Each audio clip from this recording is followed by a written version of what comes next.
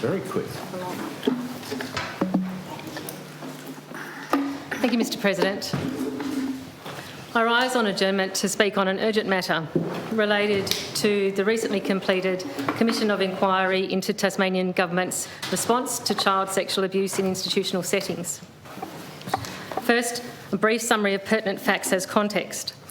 The final report of the Commission of Inquiry was provided to Government on 31st August 2023 and tabled on 26 September 2023.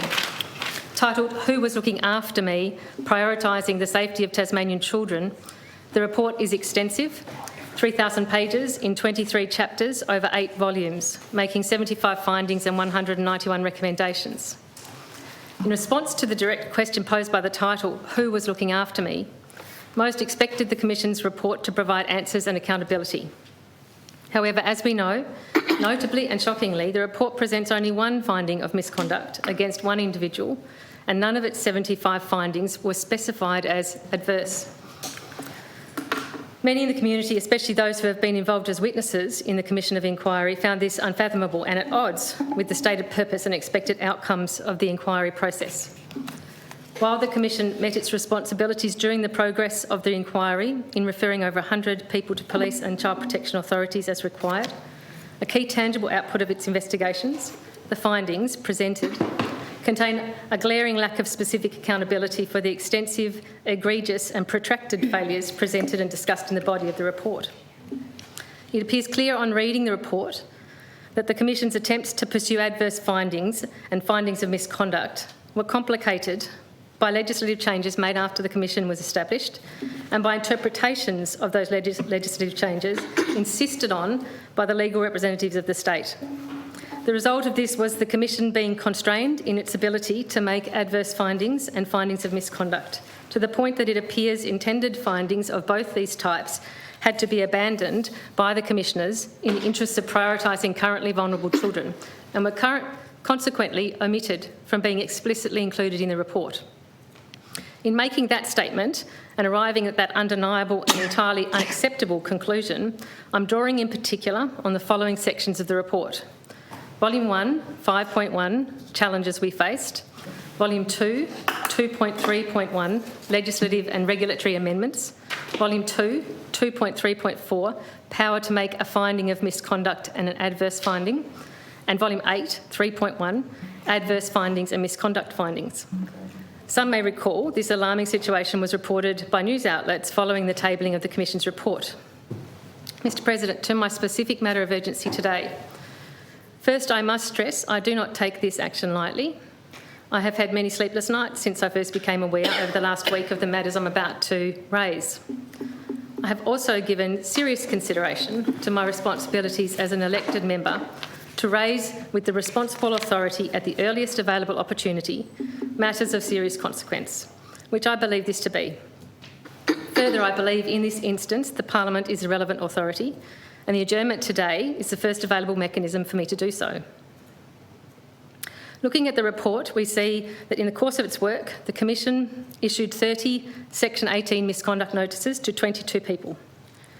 From Section 18 of the Act, we know that issuing such a notice means the Commission was satisfied that an allegation of misconduct against that person had been or should be made in its inquiry, and that that person should be required or was likely to be required to give evidence to the inquiry in relation to the allegations. We also know that at the insistence of the state's legal representatives, any instances in which the Commission wanted to make an adverse finding, as per Section 19, 2A and 2B, it felt obliged to utilise the same full procedural fairness response as for misconduct in Section 18. The Commission makes it clear that due to being blocked by protracted legislative impediments and calculated legal wrangling on the part of the state, it was not able to finalise the apparently intended adverse findings and findings of misconduct indicated by the issuance of 30 Section 18 notices to 22 people. As a result, as mentioned earlier, we see only one actual finding of misconduct ultimately appeared in the report. So 21 people against whom it would appear the Commission may have wished or intended to make either findings of misconduct or adverse findings are not explicitly listed in the body of the report, meaning they have not been fully or publicly held to account for their actions. Mr. President, on closer reading of the report, however, we begin to be able to put pieces of information together, which may point us to individuals who were issued with Section 18 notices relating to misconduct or adverse findings. My understanding is that once a Section 18 notice is issued to a person, they would have been required to submit a procedural fairness response to the matters outlined in the notice. In the past week, I've become aware that the report does contain the names and/or roles of some individuals who provided procedural fairness responses to the Commission. It may be that these individuals were recipients of Section 18 notices the Commission stated were issued. The names and/or roles of the individuals can be located in the notes sections of the report, where there are numerous references to procedural fairness responses submitted to the Commission. Mr. President, located throughout the notes sections across the various volumes of the report, there are references to procedural fairness responses from the following 22 individuals: Solicitor General of Tasmania, Commissioner for Children and Young People, Richard Connick, Michael Easton, Michael Pervan, Manager, AYDC, Patrick Ryan, Stuart Watson, Greg Brown, Pamela Honan, Mandy Clark, Kathy Baker, Jacqueline Allen, Sarah Spencer, Sue McBeath, Jeanette Tonks, Helen Bryan, James Bellinger, Michael Shering, Eric Daniels, Matthew Harvey and Peter Renshaw. Mr. President, in addition to those 22 individuals, the notes sections of the report also refer to procedural fairness responses from the following Tasmanian departments, statutory authorities and entities: State of Tasmania, Office of the Solicitor General, Department of Health, Department for Education, Children and Young People, Tasmania Police, Office of the DPP, Integrity Commission, Teachers Registration Board. Mr. President, this is an astonishing list, and to my knowledge, despite being locatable in the notes sections of the report, the government is yet to acknowledge publicly whether these 22 individuals and 8 entities were subject to Section 18 misconduct notices. This is entirely unacceptable. On a prima facie reading of the Commission's report, legitimate questions arise relating to each of these individuals and entities and whether the Commission was considering or intending to make a finding of misconduct or an adverse finding against them. As I stated earlier, Mr. President, the Commission's report makes it clear that the absence of specific misconduct or adverse findings is because those processes had to be abandoned unfinished due to apparent obstacles raised primarily by the state, not necessarily because of a lack of merit or any potential thwarted finding of any potential thwarted findings. What that clearly means is that significant clouds, rightly or wrongly, remain over those 8 entities and 22 individuals. This is why I've had sleepless nights, Mr. President. This is of grave and urgent concern because the entities listed contain most of Tasmania's key independent oversight watchdogs, and separately, amongst the individuals listed are a number of the statutory office holders attached to them. It cannot be emphasised strongly enough. Public confidence and trust in these entities and these office holders must be paramount. If the Commission had been able to present further findings of misconduct plainly in the report, even if they involved these individuals and entities, it would have been concerning but able to be transparently understood and openly addressed. As it is, there is all the appearance of a deliberate effort to suppress such findings, denying the opportunity for full understanding and transparent accountability.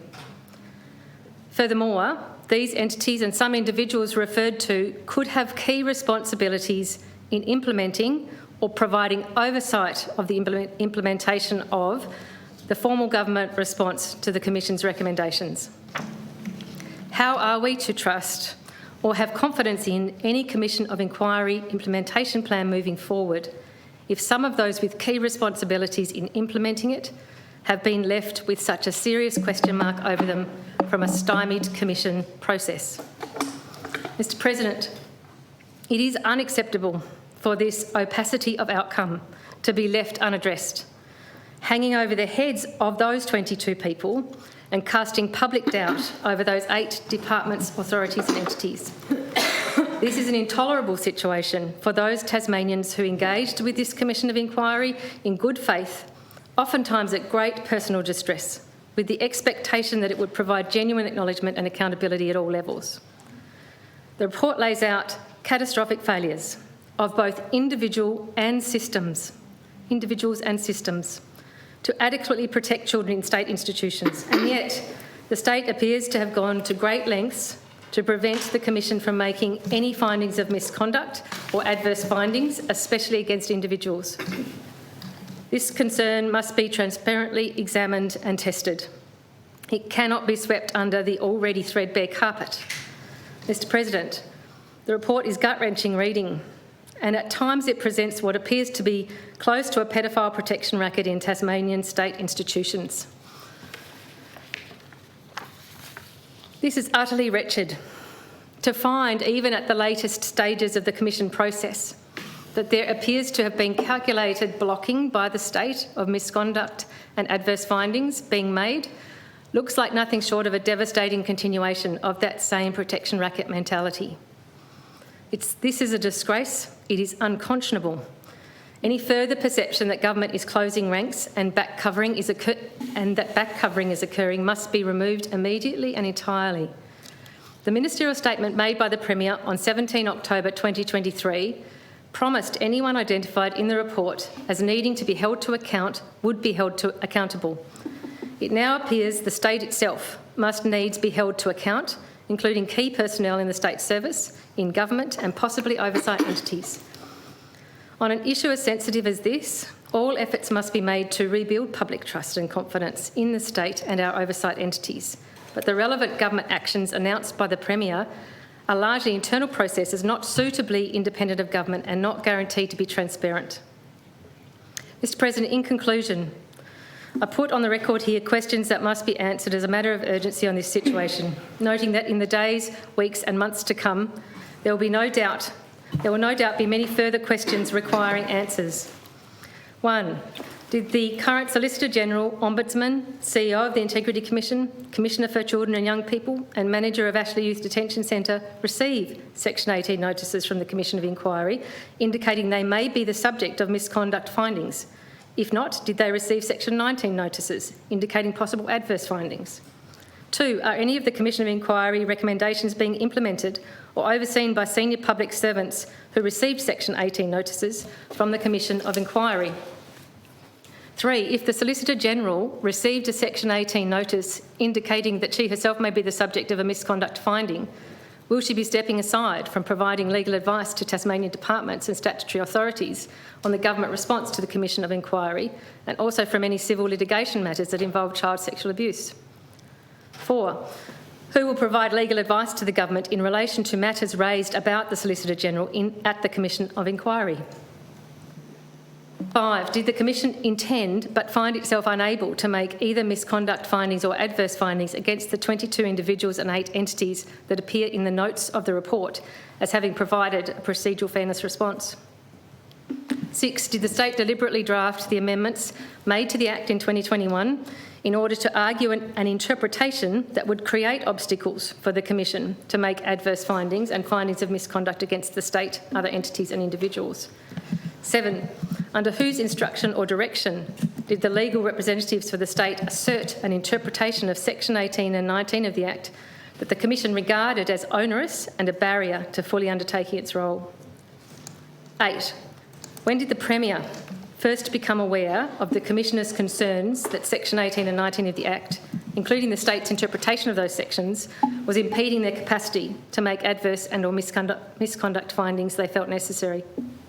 9. When did the Department of Justice first become aware of the Commissioner's concerns that Section 18 and 19 of the Act, including the state's interpretation of those sections, was impeding their capacity to make adverse and or misconduct findings they felt necessary? 10.